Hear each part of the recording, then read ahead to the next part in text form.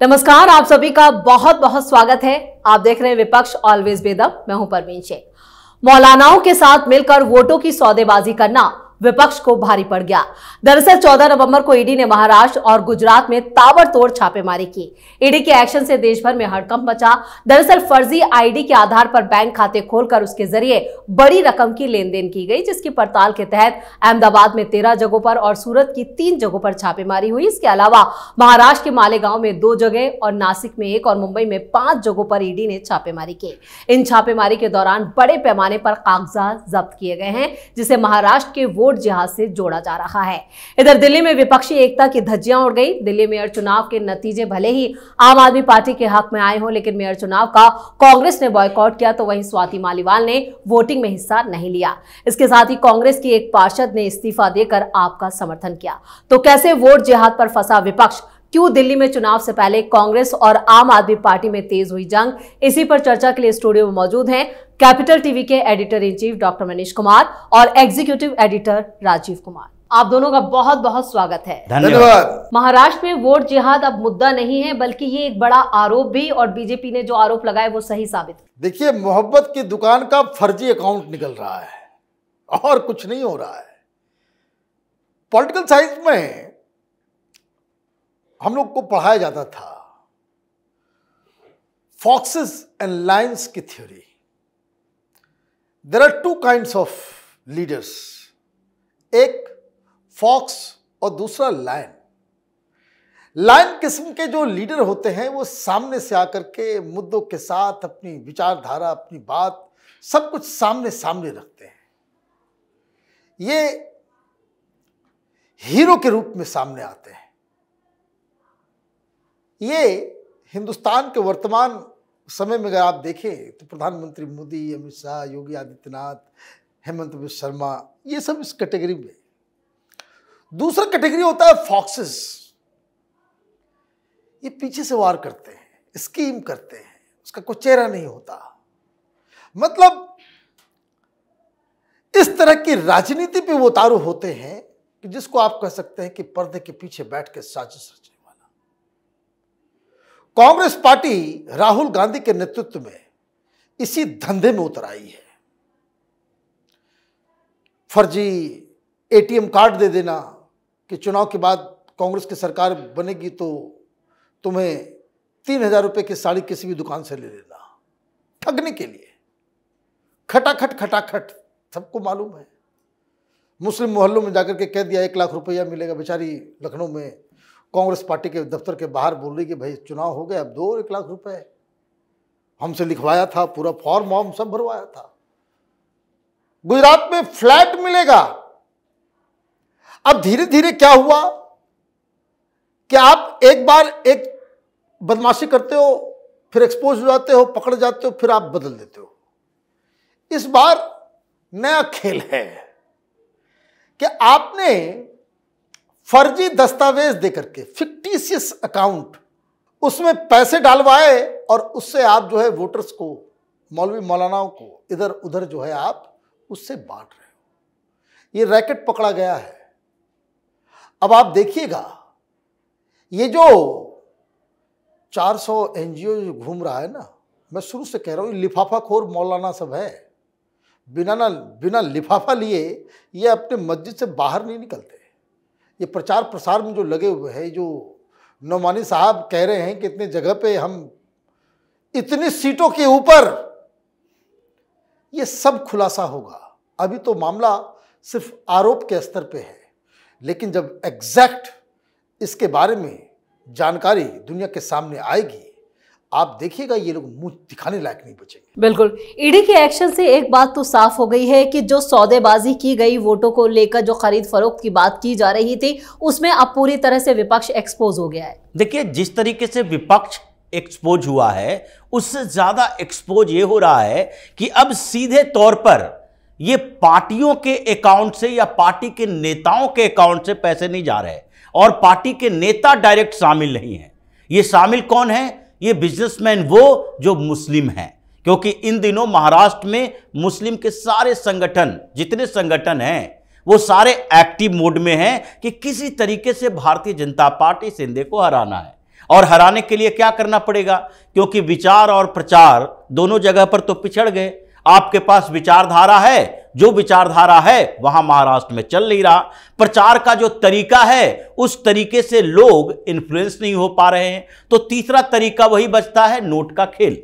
जो वोट जिहाद है वो वोट जिहाद नोट से शुरू होगा, और वोट जिहाद का ये दूसरा रूप देखने को मिल रहा है। ये पैसे जो पकड़े गए हैं, ये पैसे सिर्फ सामान्य तरीके से मुसलमानों को देने के लिए नहीं है, बल्कि ये मालेगांव का बिजनेसमैन, ये सिराज अहमद मेमन, ये काम क्या करता था। मालेगांव में पहले भी जो बम ब्लास्ट हुआ था वहां पर मुसलमानों की टिक टाक आबादी है, लेकिन वहां से जो ये वोट जिहाद चला है वो दूसरे किस्म का वोट जिहाद है। ये लोग जो अभी नोमानी ने लिस्ट जारी की थी, ये समर्थन करने का दूसरा तरीका इन लोगों ने अपनाया कि जहां जहां मुस्लिम आबादी 20% 25% है और उसके साथ हिंदू वोटर अगर 25,000 30,000 हम तोड़ कर ले आते हैं तो उसके बाद क्लियर कट हम हरा सकते हैं भारतीय जनता पार्टी को या महायुति के किसी कैंडिडेट को। और इसके लिए इन लोगों ने जिम्मेदारी उठाई कि आप अपने तरीके से काम करो, चाहे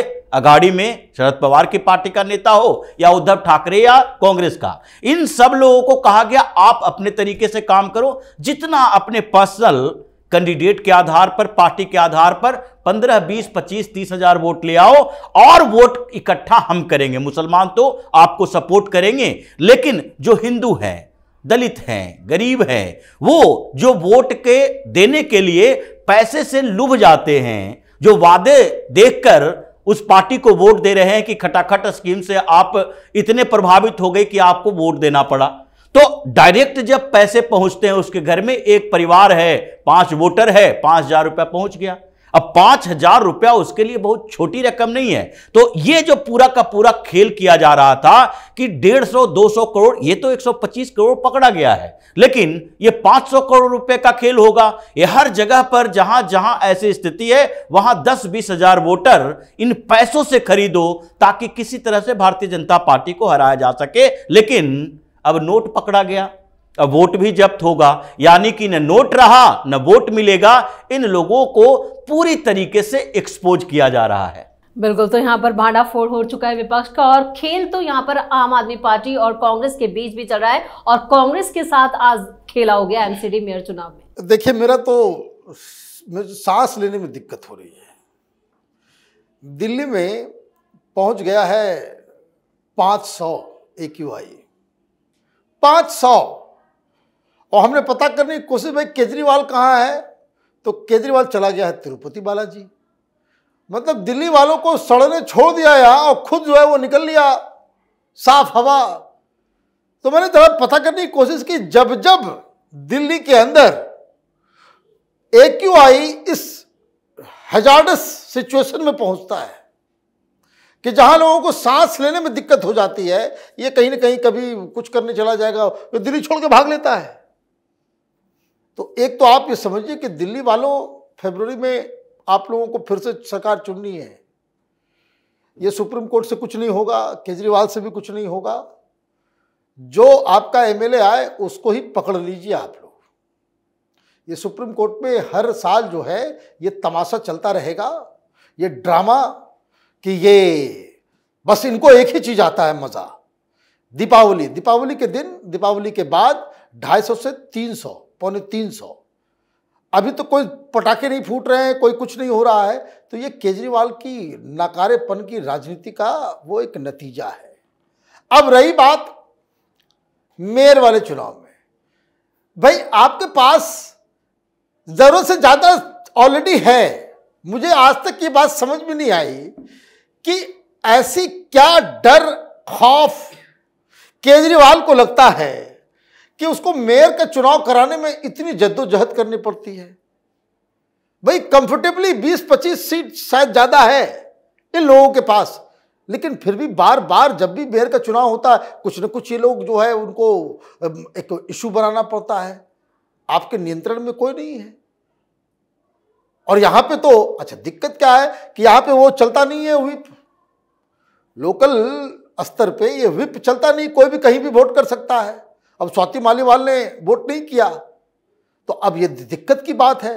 तो मुझे लग रहा है कि केजरीवाल, हालांकि इसका कोई इम्पैक्ट होने वाला नहीं है असेंबली इलेक्शन में, असेंबली इलेक्शन के दौरान मुझे लग रहा है कि केजरीवाल को बहुत सारी मुसीबतों का सामना करना पड़ेगा, क्योंकि अगर ये पोल्यूशन, गंदगी ये लंबा चला तो केजरीवाल को जवाब देते नहीं बनेगा।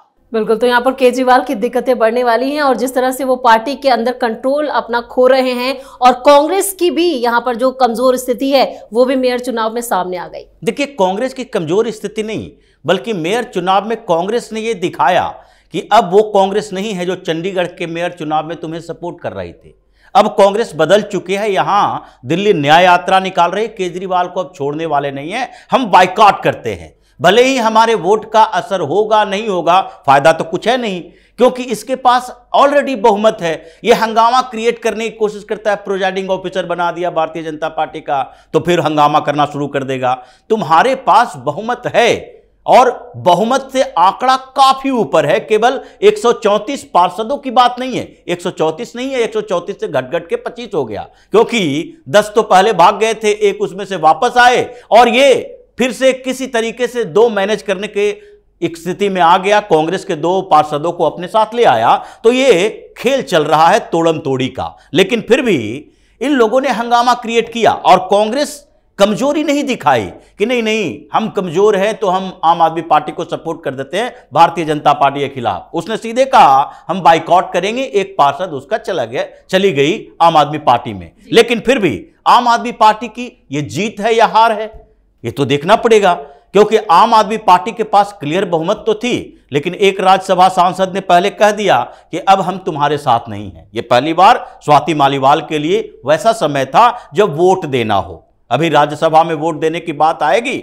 जब वक्फ बोर्ड संशोधन विधेयक पर, तो उस समय भी वो बाइकआउट कर लेगी या फिर इसके विरोध में वोट डाल देगी। लेकिन अभी उसने कह दिया हम तुम्हारे साथ नहीं हैं। दूसरे स्तर पर 10 वोट जो हैं वो भारतीय जनता पार्टी को एक्स्ट्रा पड़े हैं। वो किसके पड़े?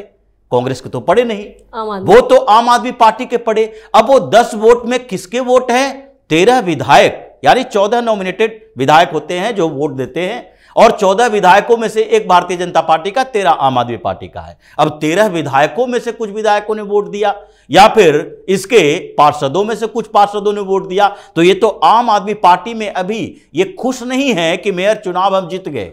परेशान आम आदमी पार्टी इसलिए है, केजरीवाल इसलिए है, क्योंकि हमारे वोटर जो पार्षद और विधायक थे वो टूट गए हैं। 10 से ज्यादा अगर क्रॉस वोटिंग हुई है तो इसका मतलब है कि धीरे धीरे ये संख्या बढ़ेगी। ये 5 महीने का कार्यकाल है, फिर आगे भी चुनाव होगा, लेकिन उससे पहले तो विधानसभा का चुनाव है, और उस दौरान अगर इसके पार्षद भागने लगे तो संगठन पूरी तरह से धाराशायी हो जाएगा। कुछ विधायक भागे तो पूरी तरह से टूट जाएगा। मतलब केजरीवाल के साथ समस्या अपने संगठन, अपनी पार्टी को एकजुट रखने की हो गई है।